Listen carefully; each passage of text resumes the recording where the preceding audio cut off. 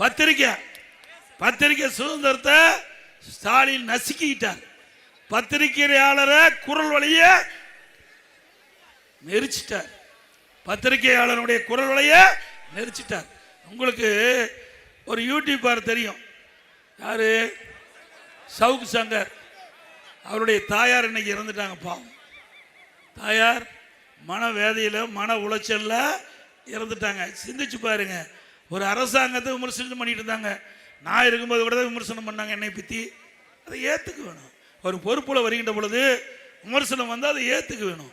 வேணுமென்றே திட்டமிட்டு சர்வாதிகார போக்கில் இந்த அரசாங்கம் நடந்த காலத்தால் அவர் வீட்டில் கொண்டு போய் மலத்தை கொண்டு போய் கொட்டுறாங்க.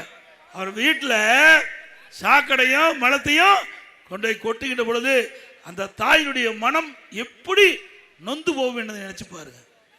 நம்மளாம் சாதாரண குடும்பத்தை சேர்ந்தவர்கள், சிந்திக்க வேண்டும். ஒவ்வொருவரும் இந்த ஆட்சியில் நடைபெற்ற கொடுமைகள் சிந்திங்க. அந்த கொடுமைக்கு சரியான பாடம் கொடுப்பீங்களா? இன்றைக்கு அந்த தாய் மன வேதனை பட்டு இன்றைக்கு இந்த மண்ணில இருந்து மறைந்து விட்டார்கள். இதற்கு காரணமானவர்கள் எதிர்காலத்தில் பதில் சொல்லியே ஆக வேண்டும்.